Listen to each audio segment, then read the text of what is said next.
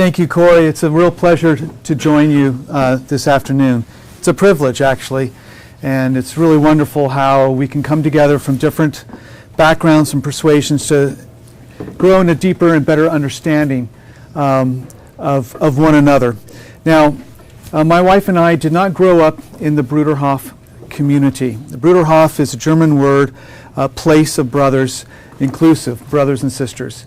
I grew up in an upper middle class doctor's family in California, my wife in Denver, Colorado. And so being a part of the Bruderhof was a very conscious choice. We were not born into it. We had no Anabaptist or Mennonite background. I grew up Presbyterian, my wife Lutheran. So what intrigued me when I got a phone call from Corey, would you be interested in speaking to the Heretics Club? I thought, I love heretics. Because despite all appearances, many people have considered us somewhat heretical.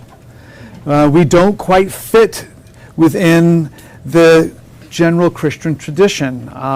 We have Catholic sympathies, but we're not Catholic. We have Protestant sympathies, we're not Protestant. We have Anabaptist sympathies, but we're not really a part of the tribe of Anabaptists. So who are we? What are we about?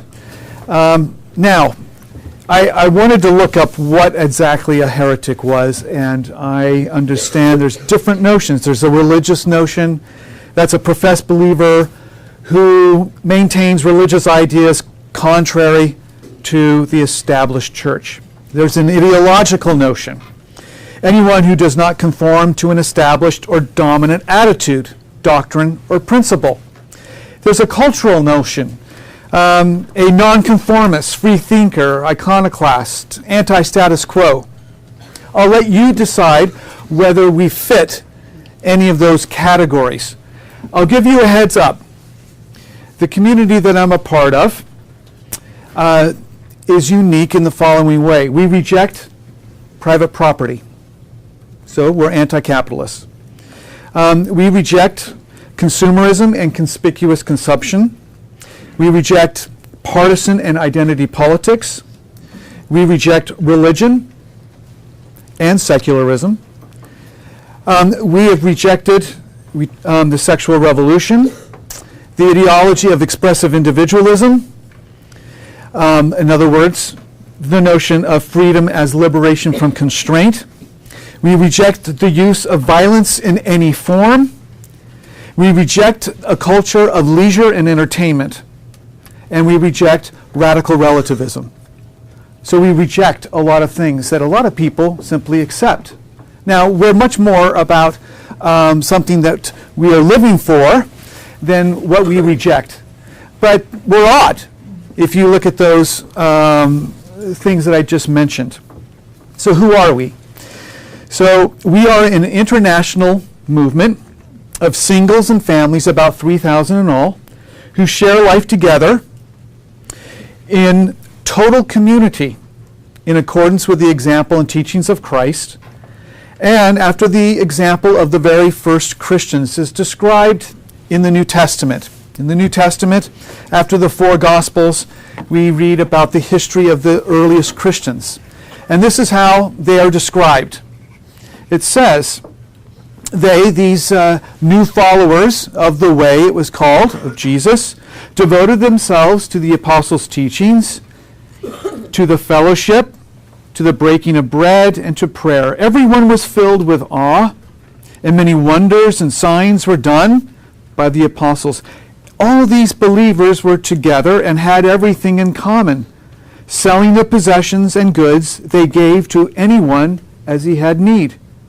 Every day they continued to meet together. They broke bread in their homes and ate together with glad and sincere hearts, praising God and enjoying the favor of all the people. And the Lord added to them daily. And then it says the following, these believers were of one heart and one mind, and that none of them claimed their possessions as being their own. They shared everything. So our community is very much inspired by the very first believers who attempted to put into practice Jesus' teachings, particularly a block of teaching in the Gospel of Matthew, chapters 5, 6, and 7, also known as Jesus' Sermon on the Mount. So we try to live that out in total community. So we seek to live out justice so that there would be no poor. We try to practice the way of peace between one another and those outside of our community. We uphold absolute sexual integrity and marital fidelity. We are committed to an uncompromising a commitment to truthfulness, to an indiscriminate love of one's enemy. We try to be unhypocritical in our devotion to doing God's will. We reject the notion that anyone should ever stand in judgment on another person. We try to use simplicity in our language and we try to live simply in our lifestyle. We try to live justly so that others can live and flourish. We reject the notion of anyone having power over another individual or a power over a group. And we seek to experience heartfelt unanimity together. And where there's disagreement, that we work really hard so that we can become truly one, as Jesus prayed that his disciples would be. So I mentioned the Bruderhof being a German word. The Bruderhof itself formally began in 1920, right after World War I. That was a time in Germany when there was a great deal of disillusionment, especially among young people. There was a growing, what was called the youth movement of the day.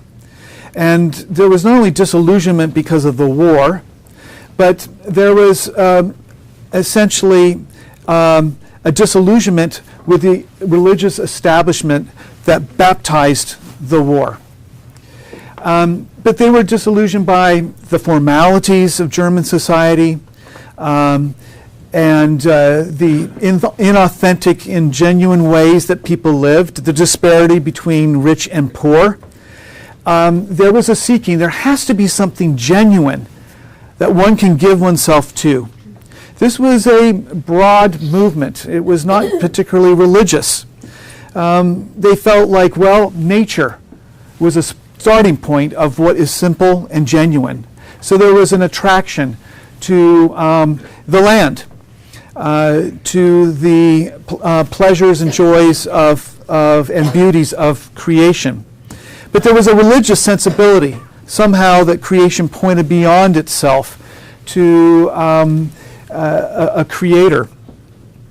Well, out of that came a small group of disaffected Christian people who had great sympathies with the youth movement, but also were very much committed still to the way of Christ. But they had rejected the church. They wanted to give themselves to the Sermon on the Mount. Jesus didn't just teach ideals. There must be a way to live this out. And the only way to really live out his teachings would be to do that together. So a small group of people, inspired by Eberhard and Emmy Arnold. Eberhard was a theologian and philosopher who moved with his family from Berlin to a small little village called Zannertz, Germany. It's about an hour and a half southeast of Frankfurt. They came to this small village, which was kind of an epicenter of the youth movement, and said, let's just start doing this. Let's just start doing the words of Jesus. Enough talk, enough theologies, let's just do it. And so they were able to purchase a fairly large villa, and within a couple of years, there were 30 or 40 folks. They earned money based on publishing. He was also an author and publisher. And it was inundated. The very first year, there were over 2,000 people who came to just visit this little settlement.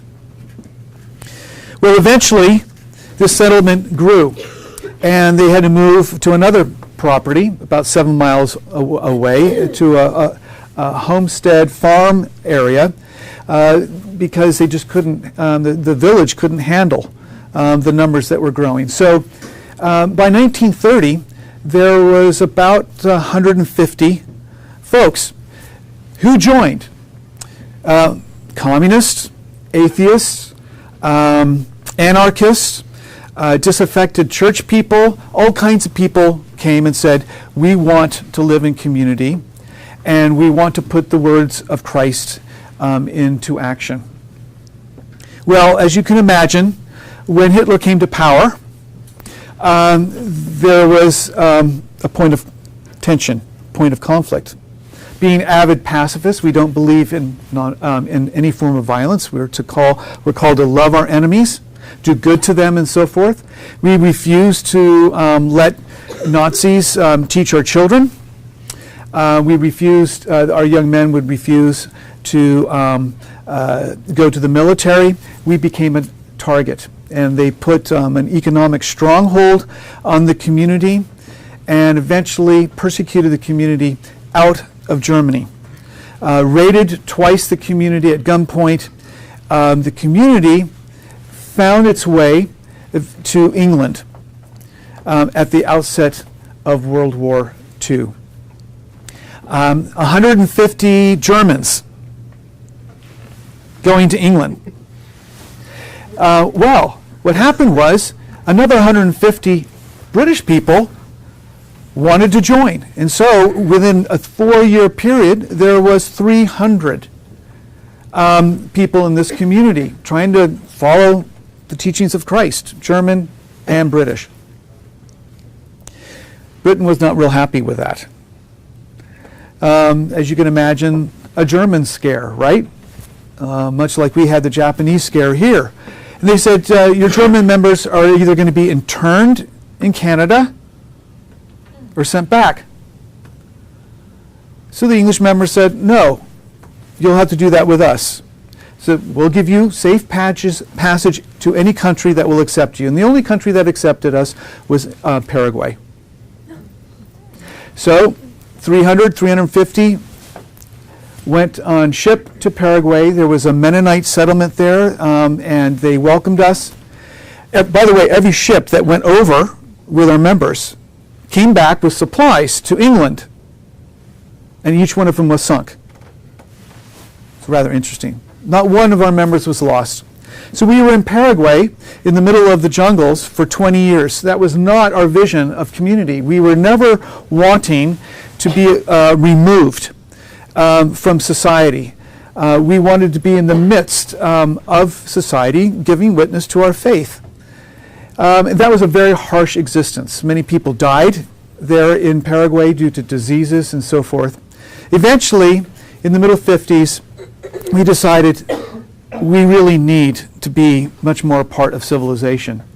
And eventually, we found a place in Riften, New York in 1954, which is just fairly close to New Paltz, New York, in the mid-Hudson Valley.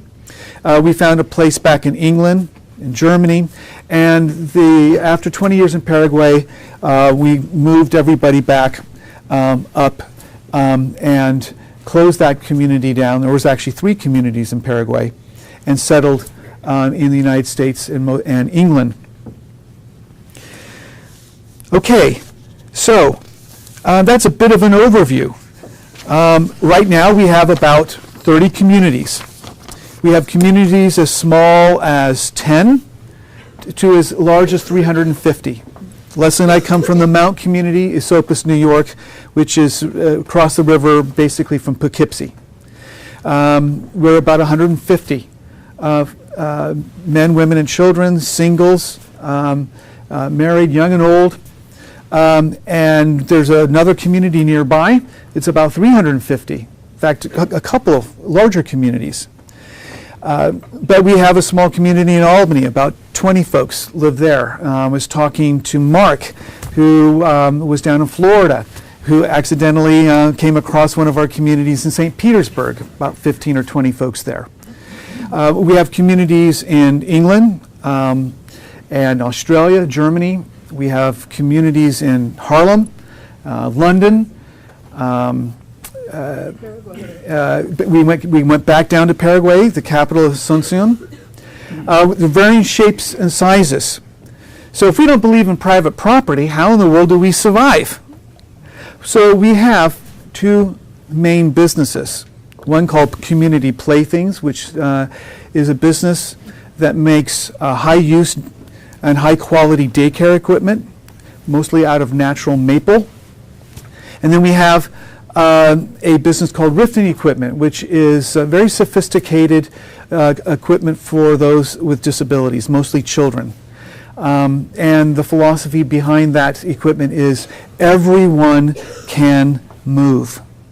So we those are our two main income or ways of earning money. So yes, we participate in a capitalist system. We're not we don't feel called to be self-sufficient, far removed. So we have an income. That's what meets our needs. In a community, you might work in one of our factories, but you may work in our elementary school. You may work on the garden, the community garden. You may work in the laundry. Can you imagine having your own laundry done for you every week? Some of you might think that that's weird. You might say, I wouldn't mind that. Okay. You might work in the community kitchen. You might work in one of the offices that does customer service. There's all kinds of different work that goes on in one of our communities. I teach in our academy. Our particular community, our main work is to teach high schoolers. Most of the high schoolers are from families within our community, but not all. We have children both at the elementary and at the high school level that come to our schools that have parents that are not members of our community. That's our main work.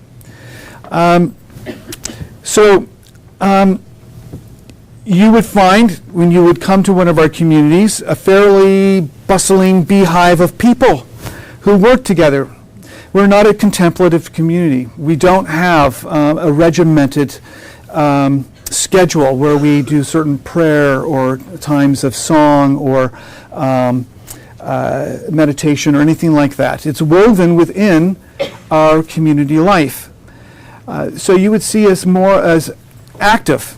We're relatively porous. So we have neighbors in and out all the time. We go into town and interact.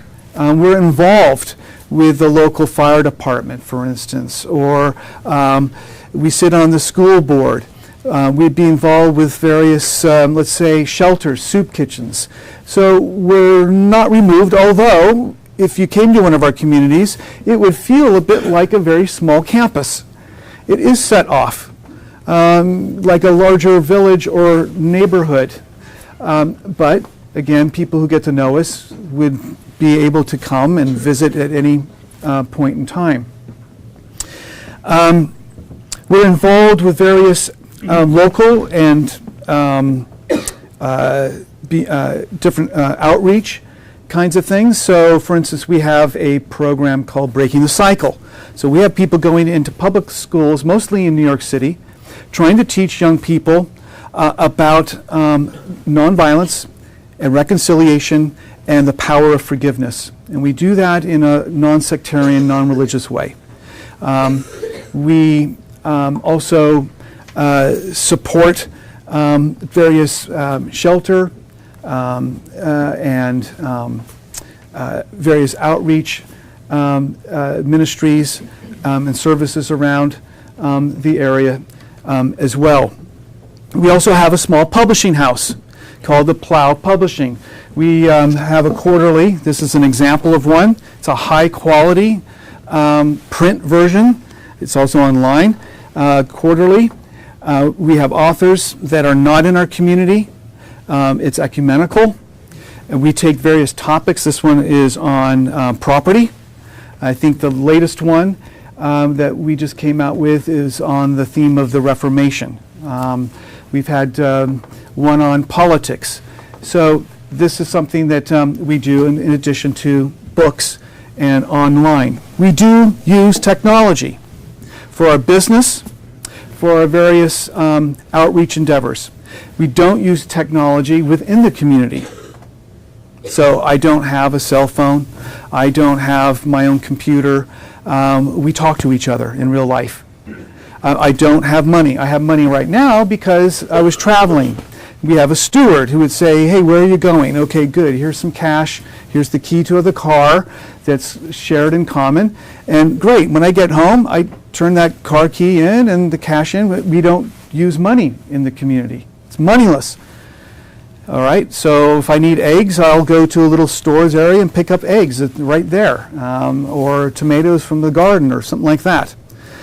But we do, we're not anti-technology, but we use it pretty sparingly with a great deal of discretion. We don't have television, so we are not up on what popular culture is doing except by way of reading and interacting with people. That sometimes is a stretch, but most people who come are rather amazed about how informed we actually really are. What would a day in a life look like? So Leslie and I, we have a 16-year-old daughter. We get up early in the morning because we start very early. We'd have breakfast at 6 in our own family. So families would have breakfast together in their own family. Every family, though, would most likely have, if there's, would most likely have a single person in their family. There are many singles without having their biological families there. So they get adopted. So we actually have a single daughter who is 20. She does not have her biological family in our community. Her biological family is in England, but she's a part of our family. Singles are integrated within families. So we have breakfast, and then I go off around 7. Leslie goes off around 8 to the kind of work. She's our librarian at our school. I'll go and start teaching. It could be somebody will go to the shop and make equipment. Somebody might go to an office to do accounts, whatever that might be. The children would go to their school. If they're very young, they would go to our daycare. That daycare school is by and large overseen and taught by parents. We have both men and women teaching together, because we believe the role model of both is very important. So the children go off to school. We would then gather together for a community lunch. All together, except for the very littlest children would probably stay in daycare. They would have been fed there and they would have nap time. All right? And then afternoon, whatever that work would be, we would do. We'd get home by 5 and have family time. We don't usually eat supper, except for Wednesday, Sunday nights. We would have a family supper together, but otherwise we usually just eat 2 meals a day. That's not a law. It's not legalistic. I could come home and make myself a peanut butter and jelly sandwich if I wanted to, but we try to live fairly simply. Families would have family time. There might be some meeting in the evening in the community. It might be a time of singing, worship. It might be a time of decision making. It might be an open evening. Or there might be extra work that needs to be done. So we'll have what we call a work evening, a little work project. That would be kind of the rhythm of our day. We don't have a place of worship. Our whole community is our place of worship. We don't have a worship building. We don't have a worship time. We begin the day, we might be in the middle of the day, we decide let's get together and just sing. So it's somewhat seamless about how we give religious expression to God. We will pray together. Of course, we can pray in our families. So it's a fairly vibrant, seamless. Some people might look at it and go, wow, you're really heavy-duty religious. You take your religion seriously. We have others who go, you baffle. You're not very religious at all. You don't really have set times. You don't have a set liturgy. You don't quite sing the same things that we might sing, or whatever. And a lot of times, by the way, singing is very important to us. We will sing anything from folk music to songs celebrating creation, seasonal songs, in addition to hymns or other kinds of more religious songs. So there's not one genre of singing. Okay, so I'm trying to give you a bit of a picture. You are welcome to go to our website. Okay, it's fairly state-of-the-art.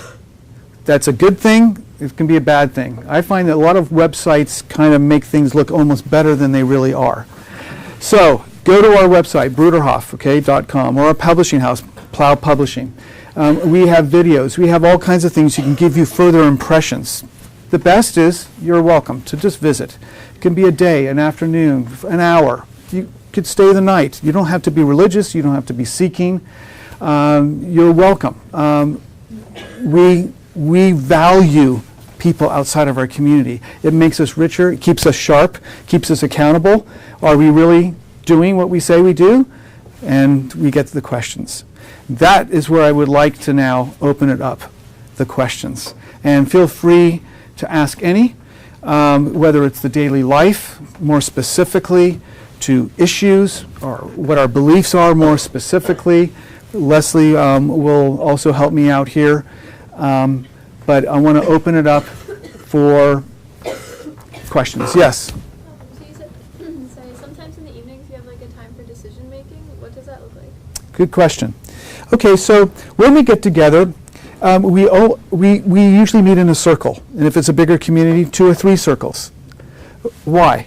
Because everyone is involved. There isn't the pastor who makes the decision and gets it ratified. Okay, so we seek together.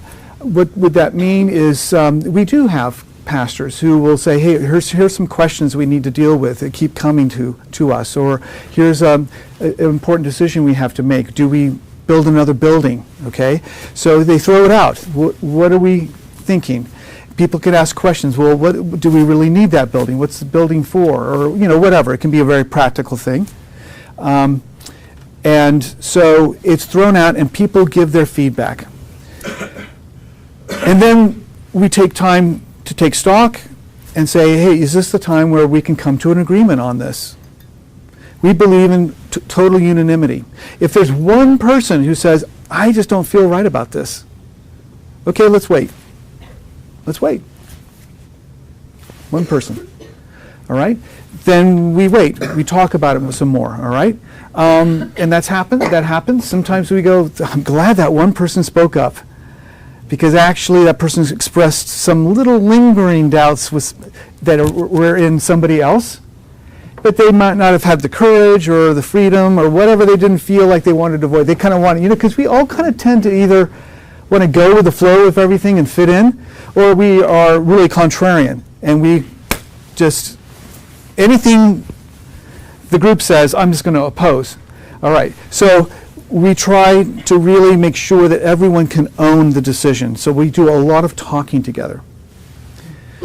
Now that can only happen if there's trust. That the talking stops there.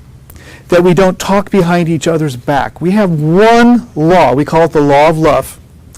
When Leslie and I joined the community, we had to agree to this, that we would never talk about another person behind their back, husband and wife, in the family, or with anybody else. If there's a problem, you go directly. No gossip, no talking. That creates a climate of trust. That then fosters this ability to talk about things. Yes? I would say, too, when it comes to any kind of decision making, that the basis, the bottom line of living together in our community is that first we've surrendered ourselves to God, and that it's not my opinion that is the most important thing, but we want what His will is, and we want to be listening. And so when we come together for decision making, it's not like everyone goes around and gives their little opinions, but we're trying to hear what needs to be considered, and we're trying to hear where we need to be led. And we can voice what we think, but it's not like that my opinion is the most important thing. That what I really want is what God wants. And so there has to be that foundation that we are first surrendered to God. And then it's our trust in Him that helps us to be led, and that helps us find each other again when there are conflicts. Very important, because for us, God is not just a belief system. We believe in the living Spirit, and so and God can come to us as we seek His will, not just my will and my preferences. So that's what we signed up for. If it was just for my own benefit, it wouldn't work very well. Is it always easy? No. Sometimes it's a real battle.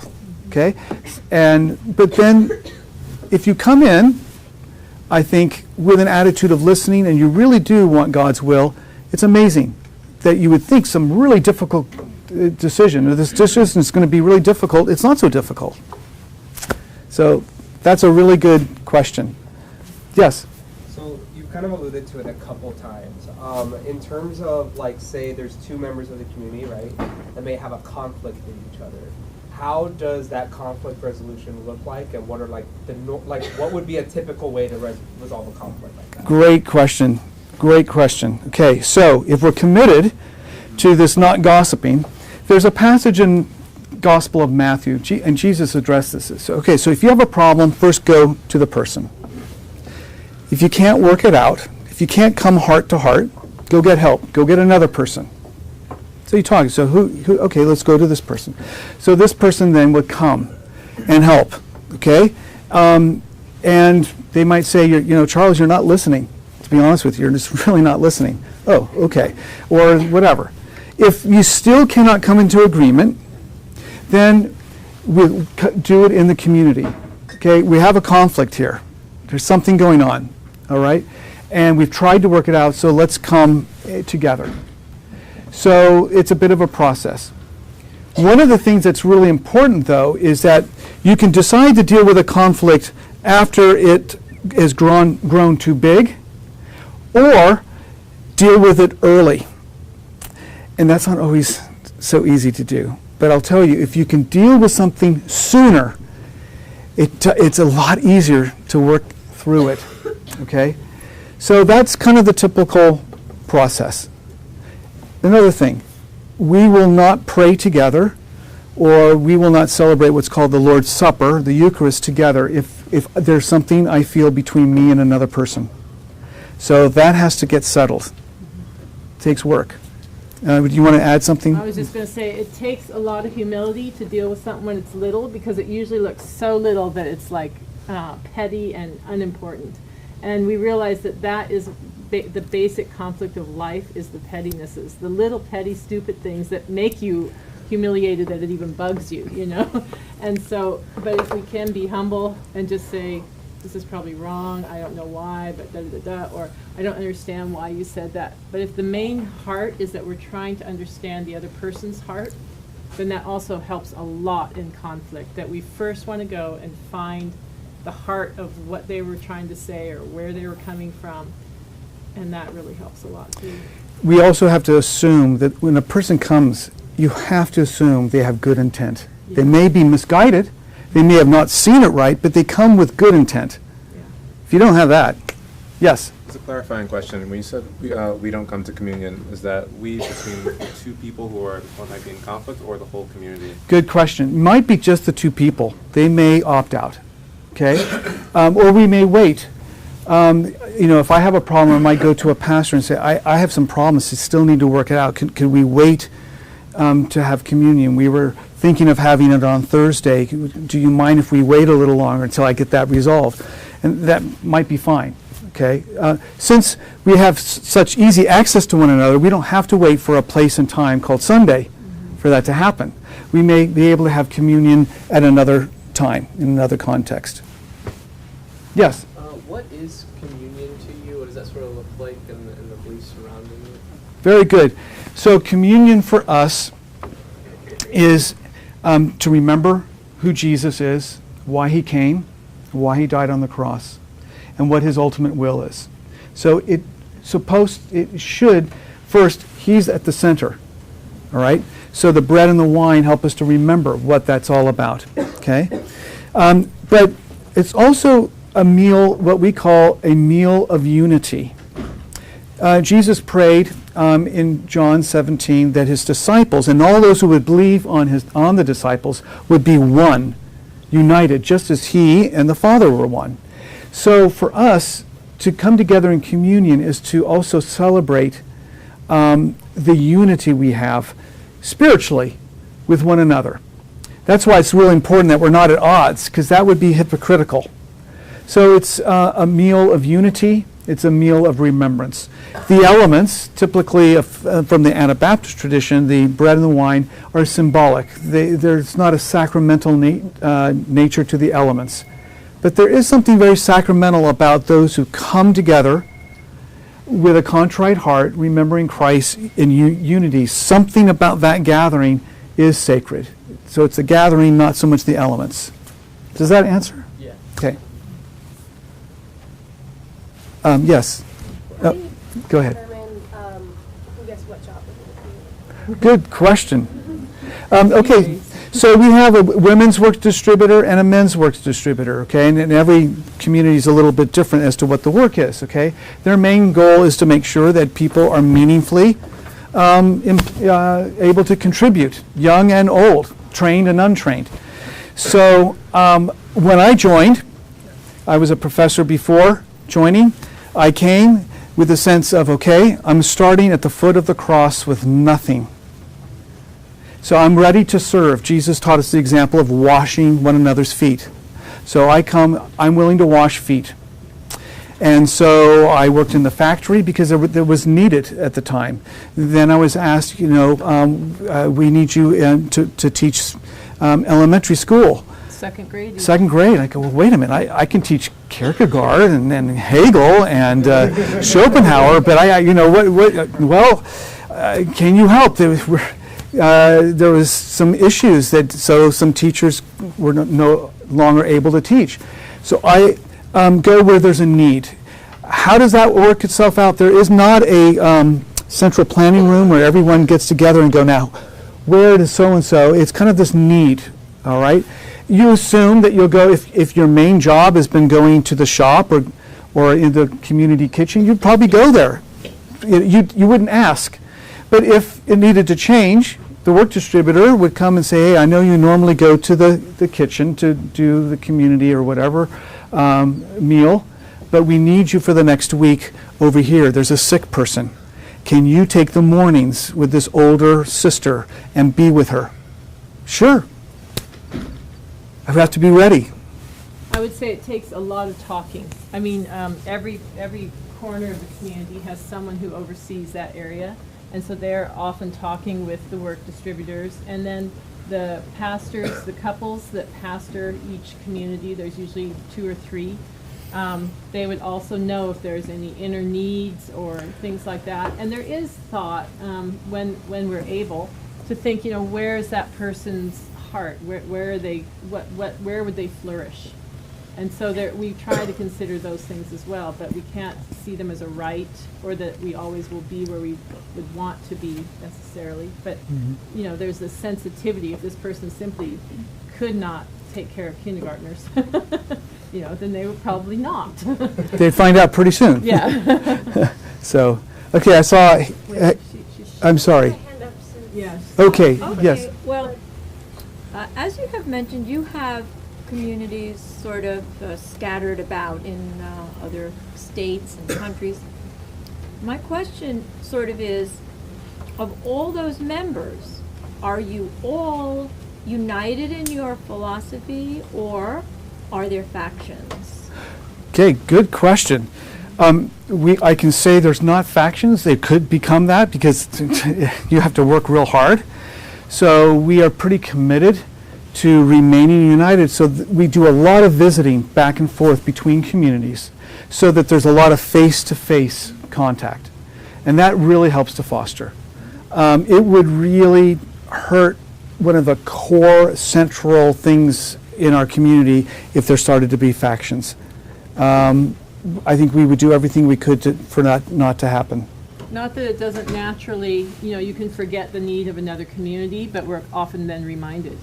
Don't forget, your community isn't the only one that has a need, and, how can we support this community, or how can we help that community? When we make a commitment to the community movement, but not necessarily to that particular place. So we've moved 7, 8 times to different communities. And that also helps to foster unity. Some families don't move so much because they have bigger families, so it's more difficult. We also use the telephone. I mean, we'll have conference calls between communities so that there's very regular communications with each other. You had a question? I know it ends right around now, but anyone can leave, or? Yeah, if you need to leave, feel free to leave. Why don't we thank Dr. Moore before you Thank you. We'll just keep taking questions, but if you have to leave, you feel free. Yeah, please. Okay, I was yes. wondering what sports your kids play and whether that's influenced by your commitment to pacifism. Oh, great question. That's a great question. I love that. Okay, so our elementary school will play a lot of group games, okay? They'll play pickup soccer and along that line. And then in the academy, the high schoolers, there is a soccer team, a cross country. We're thinking about starting something with volleyball. So the issue is how does nonviolence, commitment to nonviolence interface with, especially in the context of a competitive sport? Okay, so I think all I can say is that there's a way to vigorously compete against someone and do so in a way that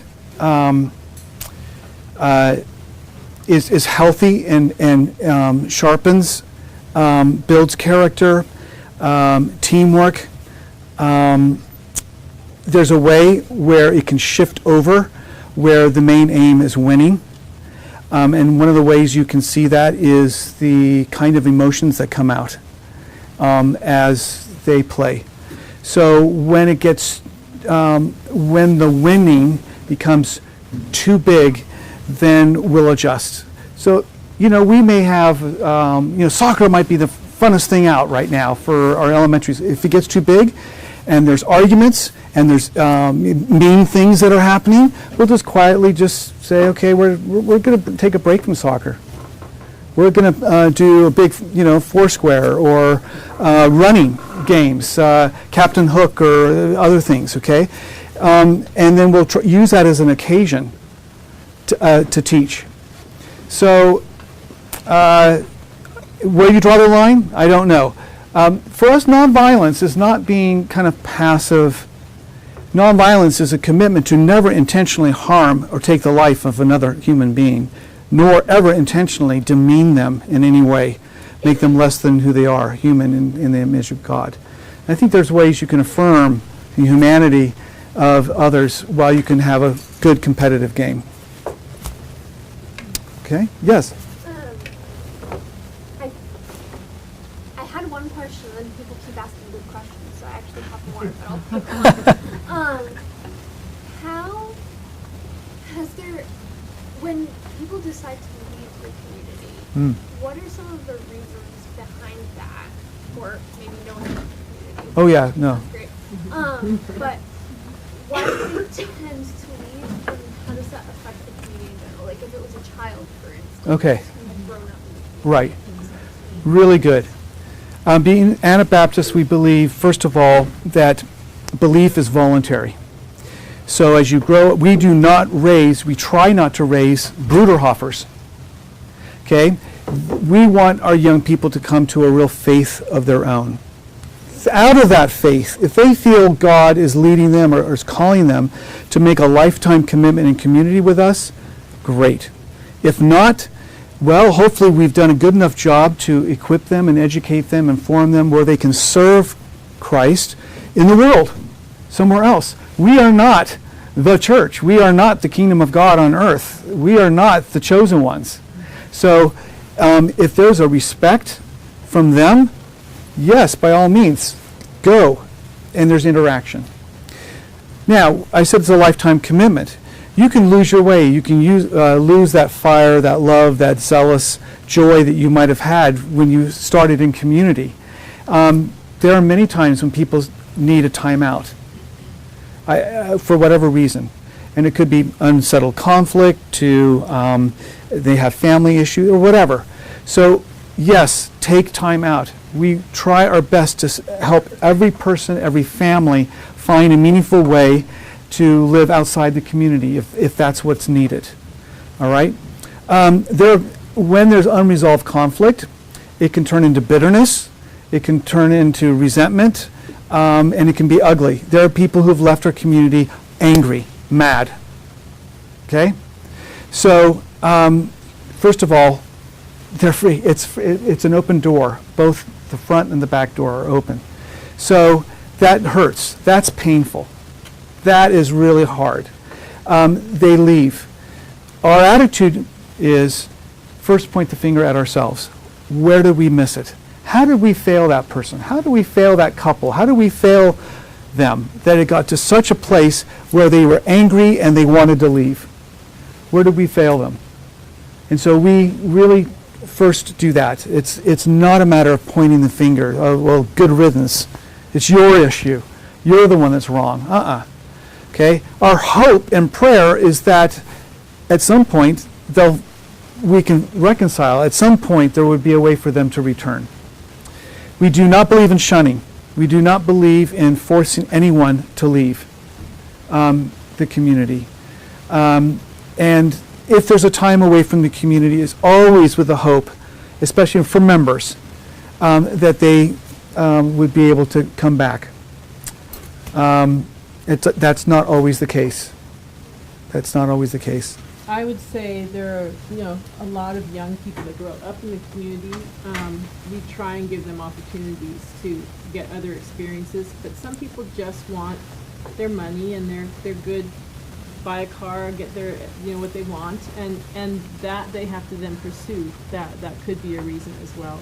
It depends. You mentioned something very important. After high school, we make sure that our young people get out of the community. Go. Whether you're doing some service project for Habitat for Humanity or for Oxfam or World Vision, go. You need to branch out, all right? Or maybe it's further training. If they join the community, it has to be really informed as a conscious adult, no pressure from parents. So. Yeah. Oh yeah, a lot of go for further training. Yep. And they may not even be members yet. That's fine.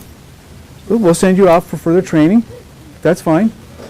But in regard to that, how can someone leave if they have no money? Do you financially support them? Sure. If they go to college, we support them. If they decide, listen, I really don't want to join the community, I want to be on my own, good, okay? So let's figure out a good place. Maybe it's a relative of somebody, this or that or whatever. We'll help them set themselves up with enough money to get going. And that Definitely. That implies that they want to work with us. I mean, there are some young people that just want to go, and that happens. And they don't want any more to do with Can't us. do much for that. But when they're working together and they're talking and we can find a way, we try and find them a good, place to go from. I had a young man that was a student of mine recently who said, I just don't think this is for me. I said, great, so what are you interested in? Well, I'm interested in doing IT work, this, that, and the other thing. And I said, okay, do you want to just live on your own? Would you like to live with a family that may be friends of our community? Do you want, whatever? And, yeah, I don't want to just live on my own, okay. What about, I know a group of families who are a community. They don't have as high a commitment as we do, but they'll kind of share a house together. Would that be an option? Oh yeah, that'd be fine. Great. So I called this friend of mine and said, I have a young man. Would you mind housing him for a while and get him on his feet and all of that? Sure. Come on. Great. What does he need to do to pay rent? So we made sure the first 2 months of rent were paid for. Now, he said, if this young man's coming, he has to get a job. Oh, yeah, that's a condition. All right, would you be able to, do you have leads? Oh, yeah, we have friends. We might be able to give him some leads and, whatever. Well, so he lived there for almost a year. And then he saved his money and all that. I wrote him a recommendation, and now he's at RIT, is that it? Okay, which was where he wanted ultimately to go. So that was a good case. Not all our young people are eager to work with us. For whatever reason, they just want to get far away. They want to get far away. And that's, so, Yeah. Morris will be here all afternoon. And Yeah. he's speaking at 5 at University of Heretics Brown Bag, going to visit Chapel House and stuff. But he's going to be here for a little while, so feel free. Let's thank him again. thank you very much.